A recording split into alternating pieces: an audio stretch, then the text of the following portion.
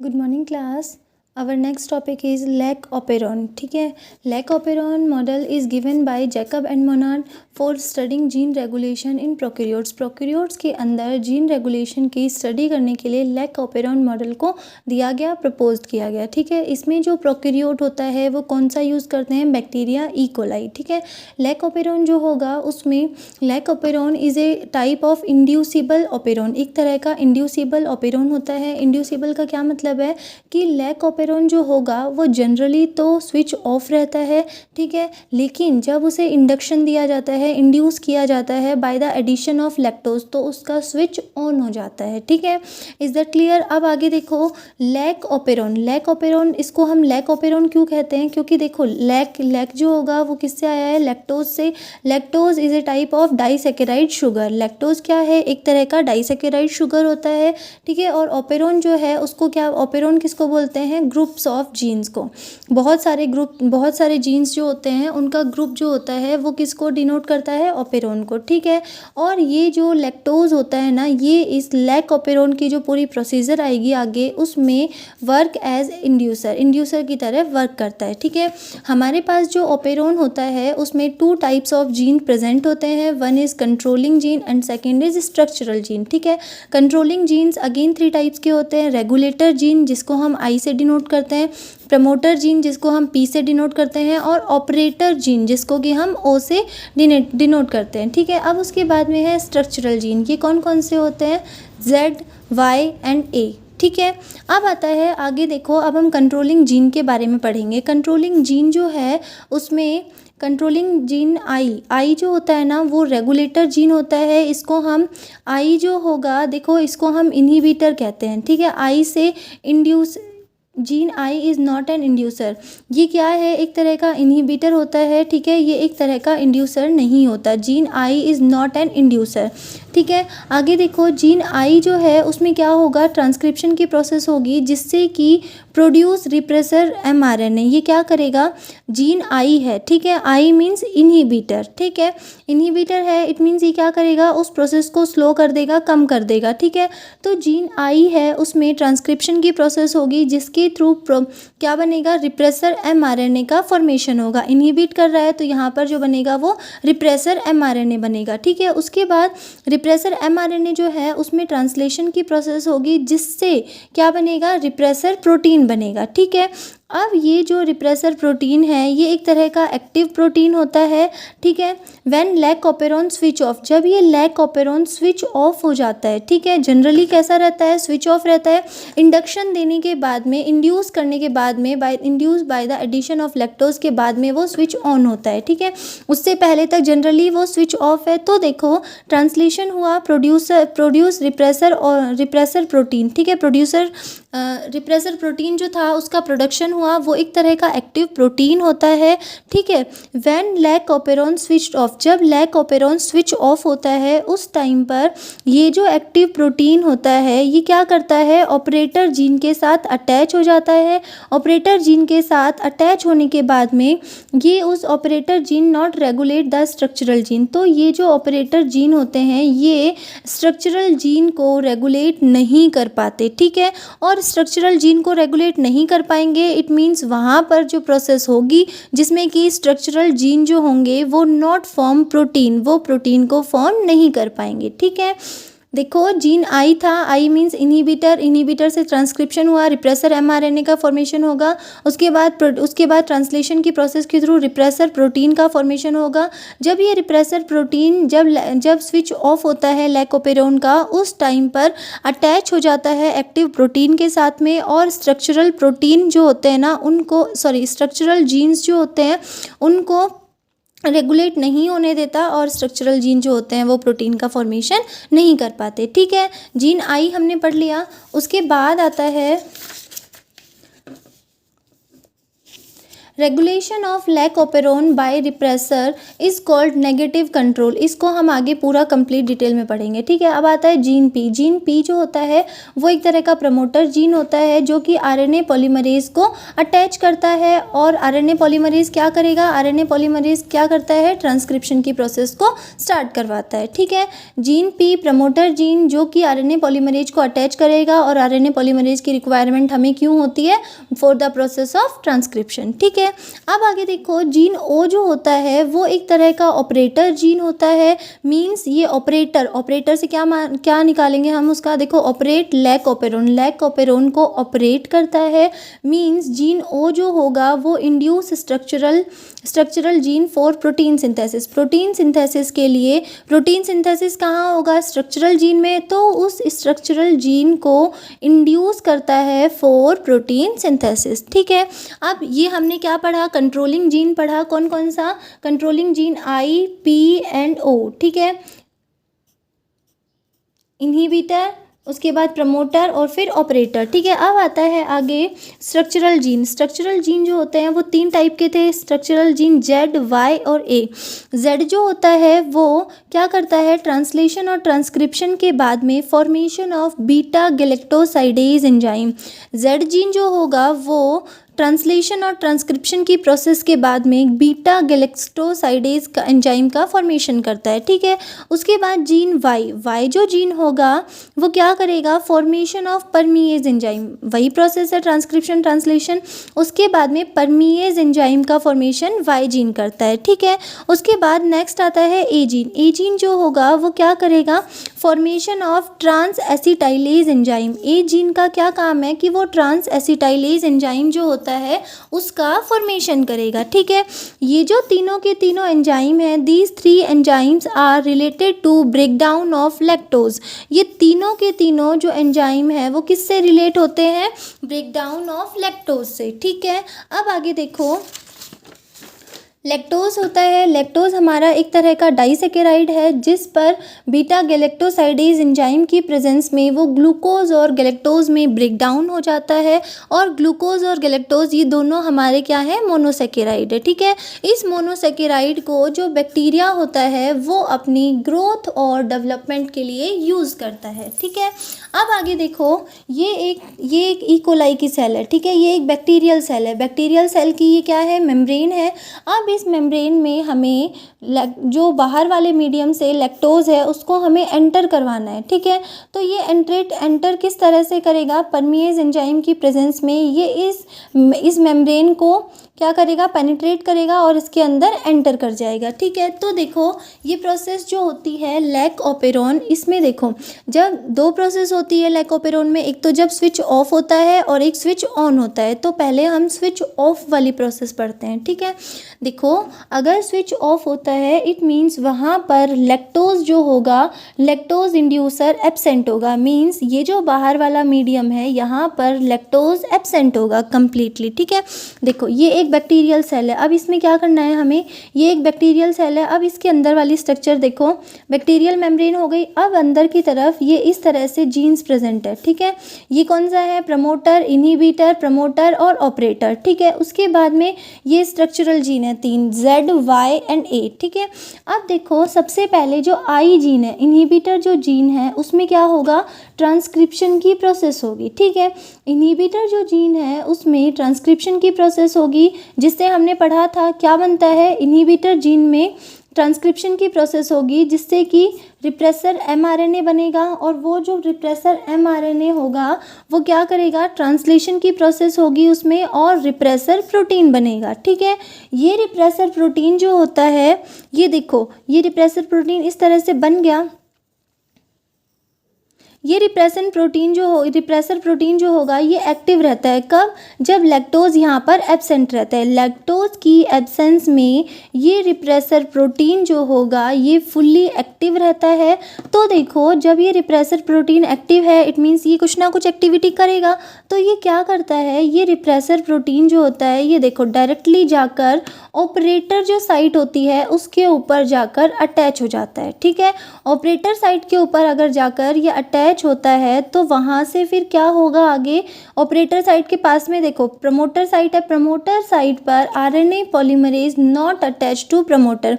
ये जो repressor protein है ये जब इस ऑपरेटर के ऊपर आकर जुड़ जाता है तो इस प्रमोटर के ऊपर आरएनए पॉलीमरेज जो होता है वो ऐड नहीं हो पाता, वो अटैच नहीं हो पाता। ठीक है, ना तो आरएनए पॉलीमरेज यहाँ अटैच होगा ना ही आरएनए पॉलीमरेज यहाँ अटैच होगा। जब आरएनए पॉलीमरेज अटैच ही नहीं होगा तो ये जो स्ट्रक्चरल जीन है ये जीन भी किसी भी तरह की आगे, ना तो जब आरएनए पॉलीमरेज ही नहीं है तो ना तो ट्रांसक्रिप्शन होगा, और ट्रांसक्रिप्शन ही नहीं होगा तो आगे जाकर ट्रांसलेशन की प्रोसेस भी नहीं होगी। इट मीन्स ये वाले जो जीन है इनसे किसी भी तरह के एंजाइम का प्रोडक्शन नहीं होता। ठीक है, enzymes not form, breakdown of lactose. देखो अब आगे देखो ये वाली जो एरो है, देखो repressor bind with operator and prevent operand from transcription. Repressor जो है वो क्या करता है, ऑपरेटर के साथ बाइंड कर देता है और जो ऑपेरॉन के साथ ट्रांसक्रिप्शन की प्रोसेस थी उसको प्रिवेंट करता है। ठीक है, ये फर्स्ट स्टेप जो थी जहाँ पर हमने जीन आई के बारे में पढ़ा था, वहाँ पर जो प्रोसेस बताई थी उसका एक्सप्लेनेशन हो गया। अब आगे देखो कि यहाँ पर क्या होगा, तो देखो जब यहाँ पर एंजाइम ही नहीं बन रहे, ये क्या था, जीन थे, जीन के ऊपर ट्रांसक्रिप्शन होगा, ट्रांसलेशन होगा, उसके बाद एंजाइम प्रोटीन का फॉर्मेशन होगा। ठीक है, तो यहाँ पर जब यहाँ पर कोई एंजाइम ही नहीं बन रहे, उसके बाद में एंजाइम नहीं बनेंगे तो ये जो लैक्टोज होगा इसका ब्रेकडाउन भी नहीं होगा। ठीक है, अब आगे देखो, सॉरी, ये जो एंजाइम होते हैं ये किसके लिए रेस्पॉन्सिबल होते हैं, ब्रेकडाउन ऑफ लैक्टोज के लिए। ये एंजाइम यहाँ पर नहीं बनते। ठीक है, अब आगे देखो, जब लैक ऑपेरॉन ऑन होता है तो ऑन होने के टाइम पर क्या रिएक्शन होगी, देखो लैक ऑपेरॉन अगर ऑन है इट मीन्स यहाँ पर lactose inducer is added in medium. Lactose का जो इंड्यूसर है वो मीडियम में ऐड किया जाता है। ठीक है, ये बाहर मीडियम है, आउटर मीडियम है, इसमें हमने लैक्टोज को ऐड कर लिया, लैक्टोज डाल दिया। अब ये जो लैक्टोज है ये इस मेम्ब्रेन के अंदर, इस बैक्टीरिया की मेम्ब्रेन के अंदर कैसे एंट्री करेगा, with the help of परमिएज enzyme. और ये जो परमिएज एंजाइम है ये कहाँ से आया, ये इस बैक्टीरियल सेल में प्रेजेंट होता है, बिल्कुल थोड़े से अमाउंट में प्रेजेंट होता है। ठीक है, अब आगे देखो ये वाली जो पूरी स्ट्रक्चर है इसमें देखो ये क्या है, प्रमोटर, इंड्यूसर, प्रमोटर, ऑपरेटर, और ये तीनों स्ट्रक्चरल जीन। ठीक है, तो देखो जब यहाँ पर क्या, अब यहाँ पर लैक्टोज प्रेजेंट है तो जो रिएक्शन लैक्टोज एब्सेंस के टाइम पर थी उससे जस्ट अपोजिट होंगी यहाँ पर। ठीक है, इंड्यूसर है, इंड्यूसर में क्या होगा, ट्रांसक्रिप्शन की प्रोसेस होगी, रिप्रेसर एमआरएनए बनेगा। ठीक है, रिप्रेसर एमआरएनए से ट्रांसलेशन की प्रोसेस होगी जिससे रिप्रेसर प्रोटीन बनेगा। ठीक है, अब ये जो रिप्रेसर प्रोटीन होता है ये लैक्टोज जो होगा वो अब सेल के अंदर आ जाएगा। ठीक है, अंदर आने के बाद लैक्टोज जो होता है वो इस रिप्रेसर प्रोटीन के साथ, लैक्टोज जो है उसका कौन सा डेरिवेटिव, एलो लैक्टोज, वो उसके साथ बाइंड हो जाएगा। ठीक है, और रिप्रेसर प्रोटीन बनाएगा। ठीक है, ये रिप्रेसर जो प्रोटीन होता है ये लैक्टोज, जब इसके साथ लैक्टोज बाइंड नहीं था तो ये एक्टिव होता है, लेकिन अगर इसके साथ लैक्टोज बाइंड हो गया तो ये कैसा हो जाता है, इनएक्टिव हो जाता है। ठीक है, अब ये जो रिप्रेसर प्रोटीन इनएक्टिव हो गया, इट मीन्स ये क्या करेगा, ऑपरेटर के साथ किसी भी तरह से बाइंड नहीं होगा। ठीक है, अब ये ऑपरेटर के साथ बाइंड नहीं होगा तो ये वाला जो ऑपरेटर जीन है ये क्या करेगा, ट्रांसक्रिप्ट करेगा इन स्ट्रक्चरल यूनिट्स को। ठीक है, इन जो स्ट्रक्चरल जीन्स जो थे इनका ट्रांसक्रिप्शन होगा। ट्रांसक्रिप्शन का क्या मतलब है, देखो इसमें क्या होगा, ये देखो इस तरह से ये तीनों जीन है ZYA स्ट्रक्चरल जीन है, इनसे क्या बनेगा, लैक mRNA का फॉर्मेशन होगा जो कि पॉलीसिस्ट्रोनिक mRNA होगा। ठीक है, ये जो लैक mRNA है अब आगे इससे क्या होगा, इसमें देखो आगे ट्रांसलेशन की प्रोसेस होगी और प्रोटीन एंजाइम इनका फॉर्मेशन होगा। तो देखो प्रोटीन जो एंजाइम जो बनेंगे वो कौन कौन से बनेंगे, बीटा गैलेक्टोसाइडेज बनेगा Z वाले से, Y से क्या बनेगा, परमिएज एंजाइम बनेगा, और A से क्या बनेगा, ट्रांस एसिटाइलेज एंजाइम बनेगा। ठीक है, ये जो तीनों एंजाइम अब यहाँ पर बन गए, इट मीन्स ये किसके लिए रेस्पॉन्सिबल है, responsible for lactose metabolism. Lactose की जो मेटाबॉलिज्म है उसके लिए ये तीनों एंजाइम रेस्पॉन्सिबल है। ये क्या करेंगे, उस लैक्टोज का ब्रेक डाउन कर देंगे, ठीक है, break down of lactose, break down कर देंगे उसका। तो लैक्टोज किस किस में ब्रेक डाउन होगा, ग्लूकोज प्लस गैलेक्टोज, जो कि इसकी मोनोमर यूनिट्स होती हैं, ठीक है। और ये ग्लूकोज और गैलेक्टोज इन दोनों को बैक्टीरिया जो होगा वो अपनी ग्रोथ एंड डेवलपमेंट के लिए यूज़ कर लेगा, ठीक है। अब देखो, अब यहाँ पर जो था ये वाला जो लैक्टोज था इसका तो ब्रेक डाउन हो गया, तो कौन बचा, रिप्रेसर प्रोटीन बच गया। इस वाले लैक्टोज का यहाँ से ब्रेक डाउन हो गया तो ये रिप्रेसर प्रोटीन बचा। अब ये repressor protein in the absence of lactose, lactose इससे हट गया तो ये क्या करेगा, वापस से एक्टिव हो जाएगा, ठीक है। Repressor protein separate from lactose, lactose तो अलग हो गया, उसका ब्रेक डाउन हो गया, तो रिप्रेसर प्रोटीन जो होगा वो वापस से एक्टिव फॉर्म में आ जाएगा। एक्टिव फॉर्म में आते ही ये क्या करेगा, इसको याद आ गया कि भाई मुझे तो ऑपरेटर के साथ अटैच होना है, ठीक है। एक्टिव फॉर्म में आते ही ये ऑपरेटर के साथ जाकर अटैच हो जाएगा और वापस से यहाँ पर जितनी भी प्रोसेस हो रही थी ये सारी की सारी प्रोसेस स्टॉप हो जाएगी। एंजाइम्स का प्रोडक्शन नहीं होगा, ठीक है, ये ट्रांसक्रिप्शन नहीं कर पाएगा, आरएनए पॉलीमरेज यहाँ पर नहीं बाइंड हो पाएगा। इट मीन्स जो स्विच ऑफ वाली प्रोसेस थी वो एज इट इज़ दोबारा से रिपीट होती है, ठीक है। तो ये वाली जो ये पूरा क्या था, इसमें जो वापस से क्या होगा, स्विच ऑफ हो जाएगा, ठीक है। तो जब तक हमें रिक्वायरमेंट थी कि जब तक हमें एंजाइम का प्रोडक्शन करना था तब तक ये स्विच ऑन रहता है। एंजाइम का प्रोडक्शन हुआ, उसके बाद में लैक्टोज का ब्रेक डाउन हो गया तो ये जो स्विच है ये ऑफ हो जाएगा, ठीक है, और फिर वापस से वही सारी प्रोसेस होती है, ठीक है। वापस से क्या होगा, स्विच ऑफ होने के बाद में ये ट्रांसक्रिप्शन करना रोक देगा, सारी प्रोसेस स्टॉप हो जाएगी, ठीक है। Lac operon. अब देखो आगे आता है रेगुलेशन ऑफ जीन एक्सप्रेशन, ठीक है। जीन एक्सप्रेशन जो है उसका रेगुलेशन कैसे करते हैं, देखो ये एक डीएनए था, डीएनए के ऊपर जीन्स प्रेजेंट होते हैं। इन जीन्स में डीएनए का जो डीएनए था उसके ऊपर ट्रांसक्रिप्शन की प्रोसेस होती है जिससे एमआरएनए से ट्रांसलेशन और पॉलीपेप्टाइड चेन ऑफ प्रोटीन का फॉर्मेशन होता है। तो ये वाला जो प्रोटीन होता है इसका ये ऐसे ही नहीं बन रहा, इसकी बहुत सारी एक्टिविटीज़ होती है, बहुत सारी रिएक्शन से परफॉर्म करनी होती है। तो देखो इसमें क्या होता है, यहाँ पर जो जीन था उसकी copy, gene is copied in the form of mRNA is copied in the form of protein. यहाँ पर जो जीन था उसकी कॉपी होकर ये वाला, देखो ये वाला जो प्रोटीन था वो ऐसे ही तो नहीं बन गया, इस प्रोटीन के लिए पहले से इंफॉर्मेशन इस डीएनए के पास थी, ठीक है। तो इसमें क्या होता है, डीएनए के पास जो इंफॉर्मेशन थी वो कॉपी हुई और एमआरएनए के पास गई, उसके बाद वापस से वो कहाँ जाती है, राइबोसोम के पास, मतलब प्रोटीन के पास जाती है, ठीक है। तो इस तरह से protein made by the mRNA, the information for the specific protein was already present in the DNA in the form of gene, ठीक है। The information for specific protein, protein एक स्पेसिफिक जो प्रोटीन है उसके लिए इंफॉर्मेशन हमारा जो DNA होगा उसके पास ऑलरेडी प्रेजेंट होती है, ठीक है। जीन्स जो होते हैं, जीन्स नॉट ट्रांसफर, जीन जो होते हैं ना उनका ट्रांसफ़र नहीं होता, मीन्स जीन के पास जो इंफॉर्मेशन होती है वो ही नीचे आती है, जीन्स खुद नहीं आता, ठीक है। ओनली इंफॉर्मेशन का कॉपी किया जाता है। अब देखो प्रोटीन जो होता है यहाँ पर बनता है वो परफॉर्म एज ए एंजाइम, वो क्या करता है, एक एंजाइम की तरह से परफॉर्म करता है, will perform function inside our body, और वो हमारी बॉडी के अंदर बहुत सारे जो फंक्शन होते हैं उनको परफॉर्म करता है, ठीक है। अब देखो आगे जो रेगुलेशन ऑफ जीन एक्सप्रेशन होगा उसमें क्या होता है कि हमारी बॉडी में regulation means check and balance, ठीक है। कुछ जीन जो ऐसे होते हैं जिनको हमें हमेशा जो होते हैं वो एक्सप्रेस होते रहते हैं, लेकिन कुछ जीन जो ऐसे होते हैं जिनकी नीड होने पर ही वो एक्सप्रेस होते हैं, ठीक है। तो देखो इसके लिए कुछ जीन तो ऐसे होंगे जो एक्सप्रेस इटसेल्फ कंटिन्यूअसली, हमेशा अपने आप को एक्सप्रेस करते हैं, लेकिन कुछ जीन जो ऐसे होते हैं वो क्या करते हैं, स्टार्ट और स्टॉप अकॉर्डिंग टू नीड, ठीक है। जैसे ही ज़रूरत पड़ी वो क्या करते हैं, अपने आप को एक्सप्रेस करते हैं, और नीड नहीं होती तो वो अपने आप को रिप्रेस करते हैं, ठीक है।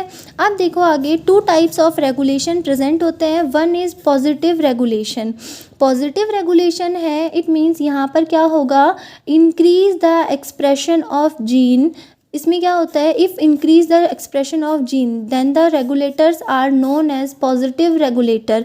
अगर जीन का एक्सप्रेशन जो हो रहा है अगर उसमें इंक्रीज हो रहा है तो उन वाले रेगुलेटर को हम क्या कहेंगे, पॉजिटिव रेगुलेटर। ठीक है, they give signal to increase gene expression. ये क्या करते हैं, जीन एक्सप्रेशन को इंक्रीज करने के लिए सिग्नल प्रोवाइड करवाते हैं। ठीक है, अब उसके बाद देखो कैटाबोलाइट जीन एक्टिवेटर प्रोटीन इसका मेन रोल होता है। ये जो जीन एक्टिवेटर देखो कैटाबोलाइट जीन एक्टिवेटर प्रोटीन ये इस प्रोसेस में मेन रोल प्ले करता है।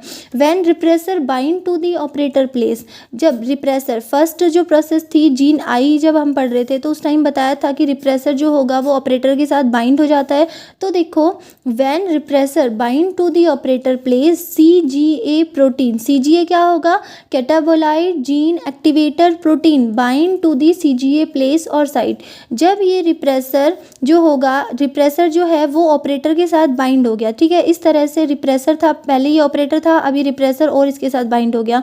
तो ये वाला जो प्रोटीन बाइंड होता है उसके बाद में सीजीए जो होगा कैटाबोलाइट जीन एक्टिवेटर प्रोटीन वो क्या करेगा, वो भी सीजीए साइट पर बाइंड हो जाएगा और ये एक तरह का पॉजिटिव कंट्रोल करते हैं। अब ये पॉजिटिव कंट्रोल कैसे करते हैं, इसके लिए देखो सीजीए प्रोटीन जो होगा वो क्या करेगा, एक्टिवेट बाय साइक्लिक एएमपी। ठीक है, साइक्लिक एएमपी जो होता है उसके द्वारा एक्टिवेट किया जाता है किसको, सीजीए प्रोटीन को। ठीक है, एक्टिवेट करने के लिए ये जो सीजीए है ये साइक्लिक एएमपी के साथ बाइंड होकर एक कॉम्प्लेक्स का फॉर्मेशन करते हैं। ठीक है, और ये कॉम्प्लेक्स क्या करता है, लैक ओपेरोन को एक्टिवेट करता है, एक्टिवेट द लैक ओपेरोन। ठीक है, ओनली एक्टिव सीजीए है वो ही bind RNA polymerase to the promoter. अगर ये एक्टिव होगा सीजीए तो ही वो प्रमोटर के, तो ही आरएनए पॉलीमरेज प्रमोटर के साथ बाइंड होगा।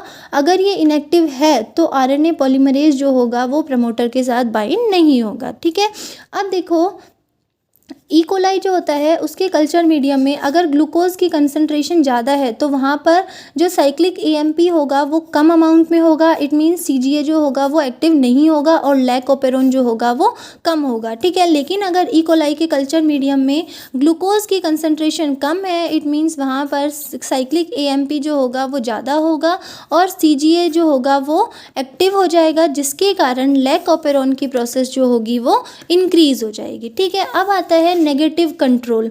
नेगेटिव कंट्रोल जो होता है उसमें देखो नेगेटिव रेगुलेशन, जीन एक्सप्रेशन जो होता है उसको डिक्लाइन किया जाता है, मतलब कम किया जाता है।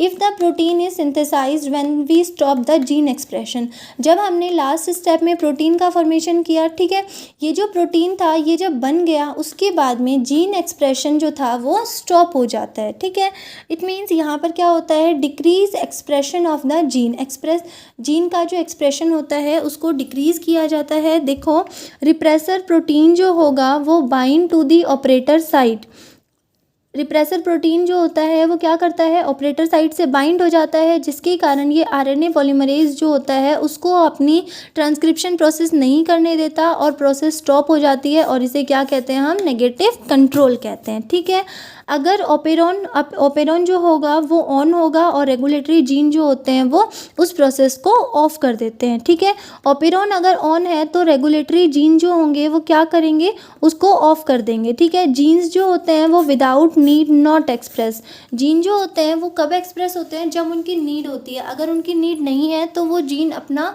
जो एक्सप्रेशन है उसको ख़त्म कर देते हैं, नेगेटिव कंट्रोल जो होता है वो कंप्लीट हो जाता है वहाँ पर और वो प्रोसेस जो होती है वो बंद हो जाती है। ठीक है, तो इसमें lac operon, positive and negative control of gene expression की टॉपिक कंप्लीट है।